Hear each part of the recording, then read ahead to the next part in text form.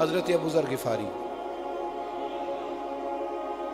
نبی پاک علیہ السلام نے فرمایا زمین کے اوپر، یہ بخاری میں موجود ہے، فرمایا زمین کے اوپر اور آسمان کے نیچے حق بات کہنے والا، سچ بولنے والا میرے ابو ذر غفاری سے بڑا کوئی نہیں، اس سے بڑا حق سچ والا کوئی نہیں۔ حضرت ابو ذر غفاری رضی اللہ تعالی نے کلمہ پڑھا، اور بالکل اس وقت پڑھا جب مسلمان دار ارقم میں ہوتے تھے۔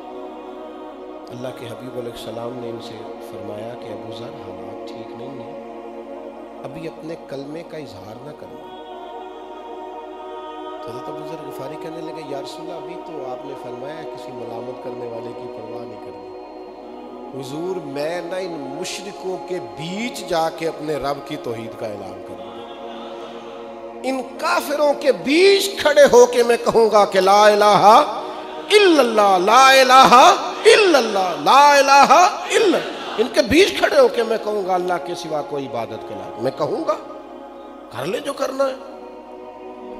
مجمع کفر کا، کثرت کافروں کی، حالات یہ ہیں کہ مسلمان ایک گھر میں چھپ کر بظاہر دین سیکھ سکھا رہے ہیں، جناب ابو ذر غفاری میدان میں آ گئے۔ یہ حق کے رستے میں جو زخم لگتے ہیں نا، ان زخموں کی لذت بڑی بہترین ہوتی ہے، یہ ایک خاص ذائقہ ہے، زخموں کا بھی مزہ ہوتا ہے، پتہ ہے آپ کو؟ کبھی زخم ٹھیک ہونے پہ آئے تو اسے چھیڑ کے دیکھو، اس میں بھی ایک لذت ہوتی ہے، زخموں میں ایک مزہ ہوتا ہے۔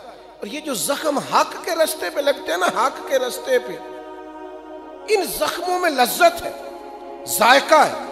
یہ جو تانے حق کی راہ میں آپ کو ملتے ہیں نا، یہ آپ کی نیند ضائع نہیں کرتے، یہ آپ کی نیند کو بہتر کرتے، تسلی اور سکون کی نیند آتی۔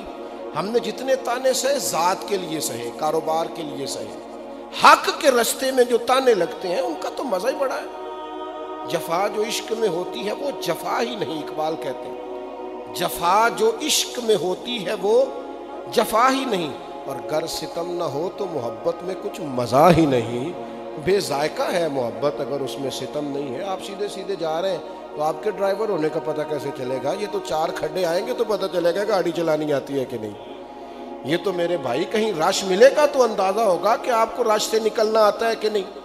حضرت ابو ذر غفاری رضی اللہ تعالیٰ عنہ بیچ کھڑے ہو کے مشرک اور کافروں کے کہنے لگے لا الہ الا اللہ، لا الہ محمد رسول اللہ صلی اللہ علیہ وسلم۔ انہوں نے وہی کیا جنہوں نے کرنا تھا، انہوں نے پکڑ کے مارا، بڑا شدید مارا۔ حضرت عباس رضی اللہ تعالیٰ عنہ جناب نبی رحمت صلی اللہ علیہ وسلم کے چچا جان، ابھی انہوں نے اپنے کلمے کا اعلان نہیں کیا تھا، وہ آئے جناب ابو ذر غفاری کے اوپر لیٹ گئے، کہنے لگے پاگل ہو گئے ہو، تم جب ملک شام کی طرف تجارت کرنے جاتے ہو تو بنو غفار قبیلے سے گزر کے جاتے ہو، اور یہ بنو غفار قبیلے کا آدمی ہے، اس طرح زد و کوب کرو گے تو اپنی تجارت تباہ کر بیٹھو گے، شرم کرو۔ انہوں نے جناب ابو ذر کو چھوڑ دیا، کہا کل نہ آنا اور ماریں گے، آج کے بعد بات نہ کرنا۔